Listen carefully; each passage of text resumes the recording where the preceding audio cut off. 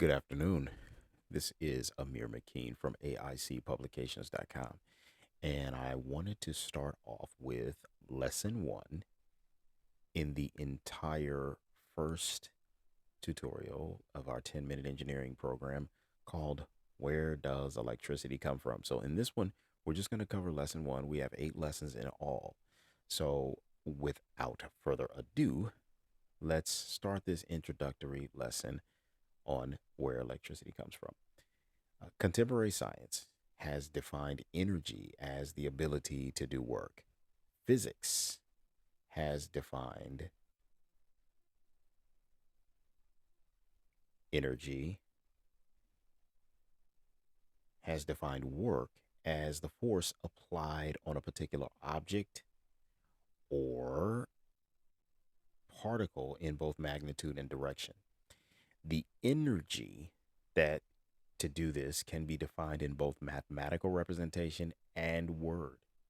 Science is a creative activity that often resembles other creative activities of the mind.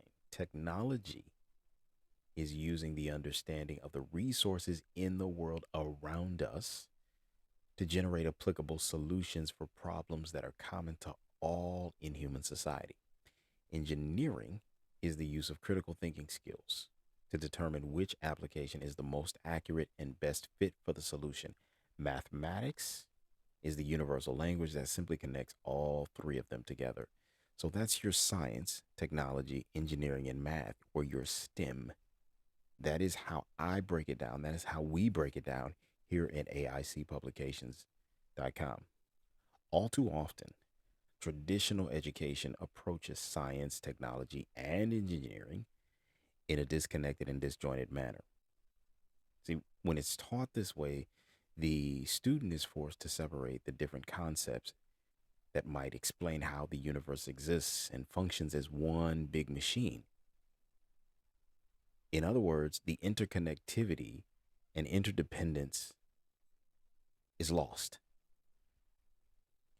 And the connection that we as a human being are supposed to have with the world that around us is also lost, making the process of learning more difficult than it has to be. Consequently, the natural tendency to ask relevant questions such as, what is this used for? Or how is this helpful? Never get answered in the young questioning mind. Here's an example. When science courses are taught, educators always start with a boring mathematical formula, and students are told to burn this formula into their mind in the manner of some problem. The student is automatically bored, they're unable to relate. Rarely are they given examples that are relevant to themselves, placing them in the center of that problem, leaving them disincentivized to place themselves in the center of why, how, and when this subject matter will directly impact them and make a difference in their life. See, thousands of years ago, man began to realize that crystals found in the earth made of different materials, when heated or cooled, could often create amounts of what would later be known to the world as electricity. This was called the pyro effect, and it still exists today. Electricity is literally a flow of electrons. This is critical to understand because in their raw state, electrons, when they move, they're not organized. They're very disorganized, very chaotic, and they will move anywhere the environment or space around them allows. When we begin to control the how they move, where they move, when they move, and most importantly, through what material they move, we call that the study of electricity. Oftentimes, you'll hear the terms electrical engineer or electronics engineer used. Sometimes I'm even questioned about when to use electrical versus electronics. Let's explain.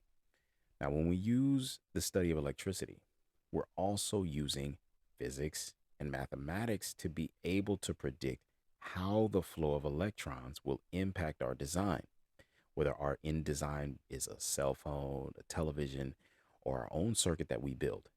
How we can manipulate the flow of electrons to create a widget like a cell phone or a television or anything that can do what we want when we want. Using physics and mathematics with this purpose in mind is called electrical analysis. So when we discuss electricity, we talk of a high quantity of electrons, and we call a certain number of electrons as a charge. But it's only a certain quantity of them that can be called a charge. The quantity is actually 6.625 billion electrons is called one charge or a coulomb.